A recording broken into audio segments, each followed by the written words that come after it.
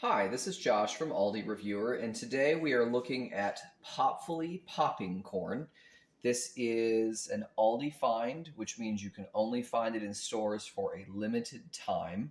It is not an Aldi exclusive brand, although I'm not quite sure where else it is sold from looking at the website. We certainly know that it is sold at Aldi. At the time of this video, it was $3.99. That comes out to about 9 cents an ounce, which puts it on par with some of the lower priced popcorn out there.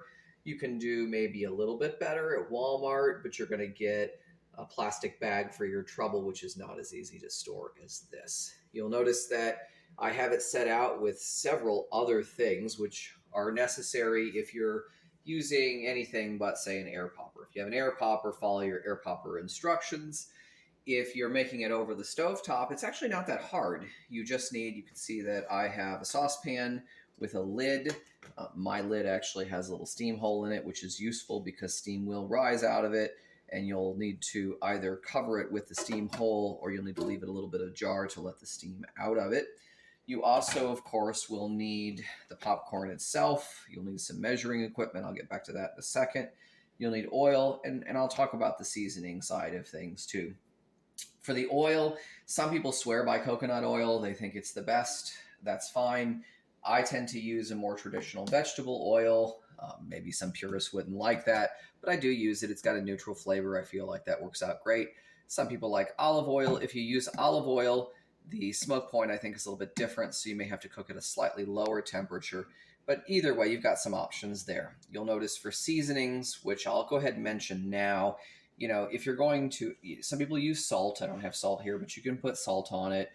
Some people put butter on it. Some people like to use what's called clarified butter, or ghee, which we got this at Walmart, but you can sometimes find some name brand ghee at Aldi as well. One little hidden secret for popcorn is something called Flavacol.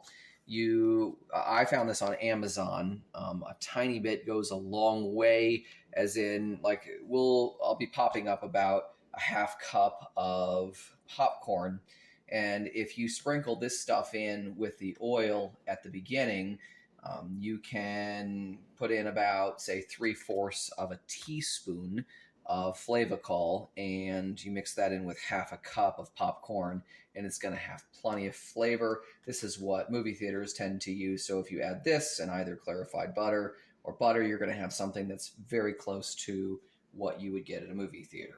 So you've got a lot to work with there. So to heat it up, this has not been used before. I'll take off this right here. You'll pour in, of course, about a half cup or so of popcorn. Some people, when they make it, they will pour in all of the popcorn, and that's okay. Other people prefer, so about 3 tablespoons here. So 3 tablespoons of oil. Some people prefer to put in just a few kernels at the beginning, and that's me. So what I will do, 1, 2, 3. I put in 3 kernels of popcorn like that. I cover it, and I'll go ahead and fire it up to medium-high heat. And what I do is I will leave it to heat up. And once those 3 kernels pop, then I know it's time to add the rest of the kernels. So it's been roughly 4 minutes since I turned on the heat. I've got 2 of the 3 popcorn that have popped. The third one's probably getting ready to.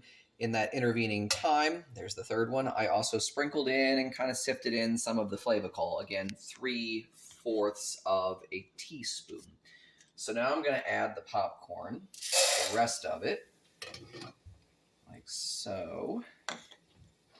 And you'll see it momentarily start to pop. Again, my lid is fully on because I have a steam vent. If you don't have a steam vent, leave it ajar a little bit, but just a little bit of ajar, because this popcorn will pop. And if you're not careful, it's going to pop out of your saucepan. I've actually found that often happens even at the end, trying to get it all out after it stopped popping, and it's still doing its thing, still trying to pop some residual kernels.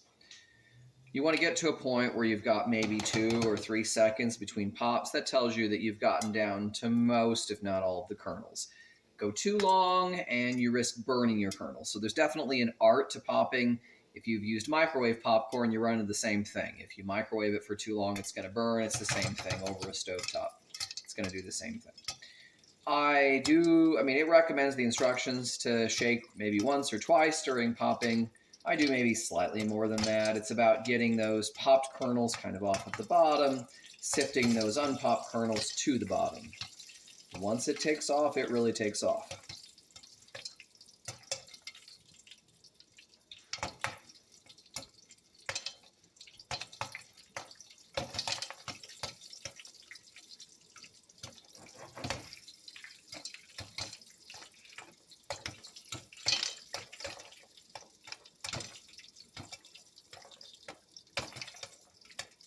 Kind of see it's definitely doing its thing.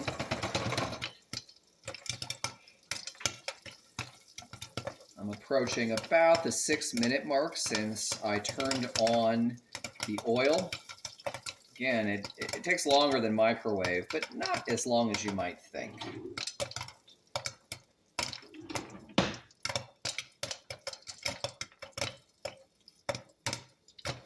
Certainly less than 10 minutes from start to finish. You can see it's getting close. Probably in the next minute or so, I'm going to have the half cup of popcorn, which is a decent amount for, say, 3 to 4 people. Not a ton, but a decent amount. It's going to be about done.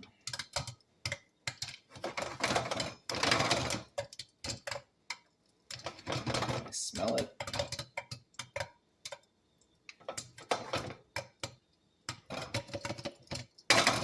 Again, it's about that art. Getting it close to done without burning it.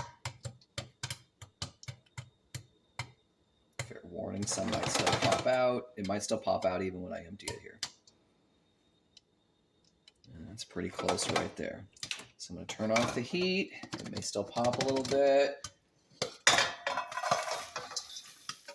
And that came out pretty good. So not too much left there at the bottom. So that worked out well. So here it is. There's your popcorn finished.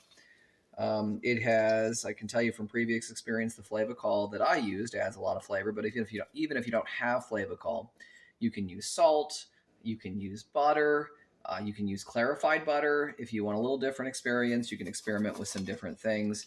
But regardless of whether you use that or another seasoning, it produces pretty good popcorn. So overall, we really like this Popfully. We've used it before. We like it a lot at the home. It makes for great kind of a snack if we're watching a movie or something like that. And it's easy to make.